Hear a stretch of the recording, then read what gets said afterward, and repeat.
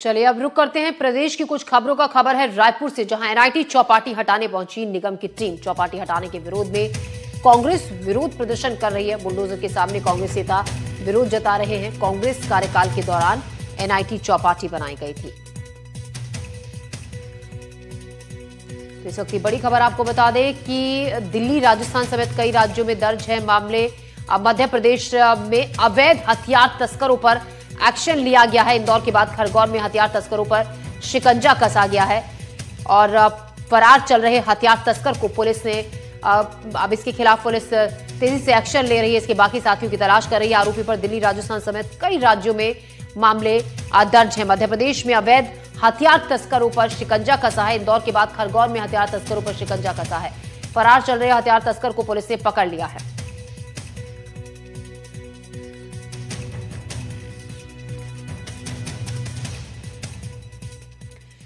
और अब खबर है रायपुर से, जहां एनआईटी चौपाटी हटाने के लिए पहुंची निगम की टीम। चौपाटी हटाने के विरोध में कांग्रेस प्रदर्शन कर रही है। बुलडोजर के सामने कांग्रेस नेता विरोध जता रहे हैं। कांग्रेस कार्यकाल के दौरान एनआईटी चौपाटी बनी थी, तो एनआईटी चौपाटी को हटाने के लिए निगम की टीम पहुंची। चौपाटी हटाने के विरोध में कांग्रेस का प्रदर्शन है और काफी हंगामा भी कांग्रेस ने इसको लेकर किया। चौपाटी हटाई जा रही है तो कांग्रेस ने इसका विरोध जताया। कांग्रेस के वक्त में ये चौपाटी बनाई गई थी, एनआईटी चौपाटी, जिसको लेकर काफी हंगामा हुआ। निगम की टीम पहुंची और निगम के दस्ते के आगे लेट गए कांग्रेस के कार्यकर्ता। कांग्रेस इसका विरोध कर रही है तो कांग्रेस के प्रदर्शनकारी जो कि वहां पर विरोध करने के लिए पहुंचे थे, क्योंकि एनआईटी को निगम एनआईटी चौपाटी को हटा रहा है। मध्य प्रदेश में अवैध हथियार तस्करों पर एक्शन जारी है। इंदौर के बाद खरगोन में हथियार तस्करों पर शिकंजा कस गया। हथियार तस्कर को पुलिस ने पकड़ लिया। आरोपी से 2 अवैध हथियार और 10 जिंदा कारतूस भी पुलिस ने बरामद किए हैं। आरोपी पर दिल्ली, राजस्थान समेत कई राज्यों में केस दर्ज है। तो मध्य प्रदेश में अवैध हथियार तस्करों पर एक्शन जारी है। इंदौर के बाद खरगोन में हथियार तस्करों पर शिकंजा कसा। फरार चल रहे हथियार तस्कर को पुलिस ने पकड़ लिया। आरोपी से 2 अवैध हथियार और 10 जिंदा कारतूस बरामद किए गए। आरोपी पर दिल्ली, राजस्थान समेत कई राज्यों में केस दर्ज है।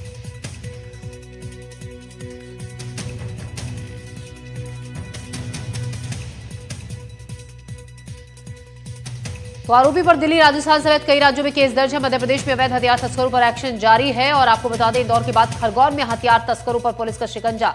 हथियार तस्करों से पुलिस ने 2 अवैध हथियार और 10 जिंदा कारतूस भी बरामद किए हैं। फरार चल रहे हथियार तस्कर को पुलिस ने पकड़ा है। इंदौर के बाद खरगोन से, जहां पर पुलिस तेजी से हथियार तस्करों पर शिकंजा कस रही है।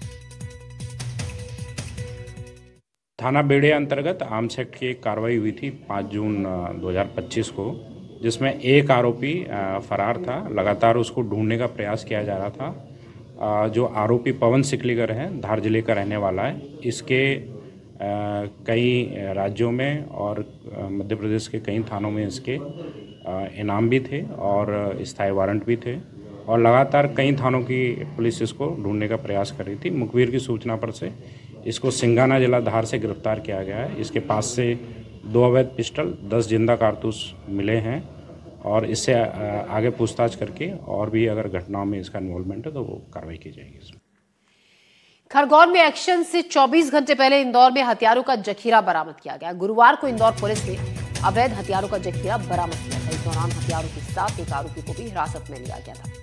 आरोपी के पास से 12 देसी पिस्टल समेत 2 जिंदा कारतूस भी बरामद हुए।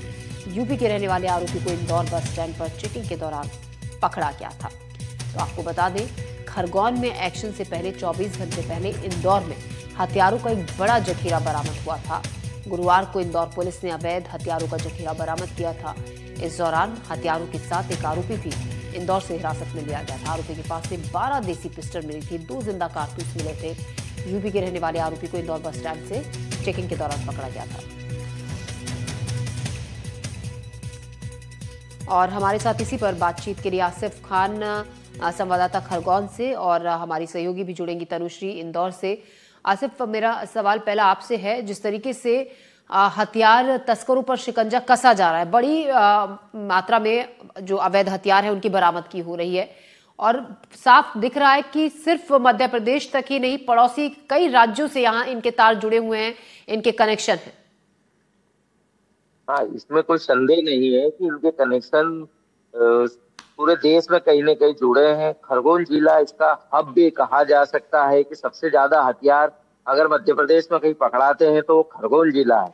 खरगोन जिले में एक सिगनूर करके गांव है और जो गोगांवा थाना क्षेत्र के अंतर्गत आता है। बेड़िया क्षेत्र के अंतर्गत कुछ गांव आते हैं और भगवानपुरा थाना क्षेत्र के अंतर्गत गांव आते हैं, जिनका व्यवसाय एक सिकलीगढ़ समाज है, जिनका एक व्यवसाय है अवैध हथियार बनाने का, और ये कई वर्षों से हथियार बना रहे हैं। आए दिन इन पर कार्रवाई होती रहती है और कई मामले खुलते रहते हैं। अभी वर्तमान में ही आप देखें कि पवन सिकलीगढ़ जो पकड़ा गया धार जिला के सिंघाना से, उसके पास 2 अवैध कट्टे और 10 जिंदा कारतूस बरामद किए गए। वो पिछले 6 महीनों से फरार था और मध्य प्रदेश को छोड़कर अन्य राज्यों में भी उस पर कई मुकदमे दर्ज हैं। बिल्कुल। और साथ ही आसिफ, एक और सवाल कि जिस तरीके से अवैध हथियारों की बरामदगी हुई है, पुलिस ने अब तक कितने लोग इस पूरे मामले में गिरफ्तार किए हैं? कितने लोगों पर पुलिस का शिकंजा भी कसा है जो अभी हाल ही में पकड़े गए हैं? हाँ, हाल ही में अभी जब पुलिस पूछताछ कर रही है पवन सिकलीगढ़ से कि उसने कहाँ पर ये अवैध हथियारों का कारोबार और किन लोगों को बेचा है, पुलिस इस बात को अभी छुपा के रखी है कि अगर पूछताछ में जिन लोगों के नाम सामने आएंगे उनकी गिरफ्तारी की तय बात की जा रही है। हमारे साथ हमारी सहयोगी तनुश्री भी जुड़ गई हैं। तनुश्री, गुरुवार को ही इंदौर से बड़ी संख्या में हथियारों का एक बड़ा जखीरा पुलिस ने यहां से जब्त किया था। आरोपी को भी हिरासत में लिया गया था। इससे साफ है कि इंदौर में बड़े पैमाने पर और लंबे समय से अवैध हथियारों की तस्करी चल रही है और पूरा एक नेटवर्क बदमाशों का जो हथियार तस्करी करते हैं उनका यहां पर फैला हुआ है। जी बिल्कुल, देखिए जिस तरीके से बस चेकिंग के दौरान आरोपी को पकड़ा गया था, उसके पास से जब चेकिंग की गई तो पता चला उसके पास 12 देसी पिस्टल और कई जिंदा कारतूस भी मौजूद थे। और वो जिंदा कारतूस और देसी पिस्टल जो है या तो वो कहीं से ला रहा था या फिर कहीं पे उसको बेचने के लिए जा रहा था।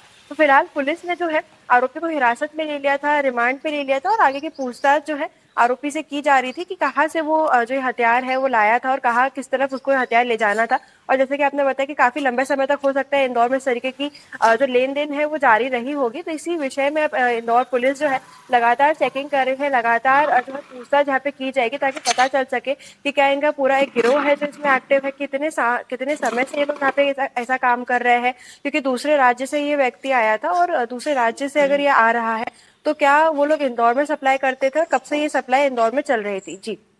जी शुक्रिया तनुश्री आपका जानकारी के लिए, और आसिफ आपका भी शुक्रिया खरगोन से तमाम जानकारी के लिए, बातचीत के लिए। हमारे सहयोगी आसिफ और तनु हमें जानकारी दे रहे थे। फिलहाल खबरों में बढ़ते हैं आगे। खबर भोपाल से, जहां पुलिस ने आरोपियों का जुलूस निकाला। तोड़फोड़ करने वाले बदमाशों का पुलिस ने जुलूस निकाला। कुछ दिन पहले कैफे में इन बदमाशों ने तोड़फोड़ की थी। वहां पर टेबल चेयर को तोड़ दिया गया था, यहां से वहां उठाकर फेंका गया था। जो कैफे के कर्मचारी हैं उनके साथ मारपिटाई की गई थी। ये सभी बदमाश पुलिस की गिरफ्त में हैं और पुलिस ने इन बदमाशों का जुलूस निकाला, इनसे कान पकड़कर माफी मंगवाई और वहीं उसी जगह पर इनको लेकर पुलिस गई जहां पर इन्होंने हंगामा किया था, तोड़फोड़ की थी। फिलहाल पुलिस इनके खिलाफ मामला दर्ज कर जांच कर रही है।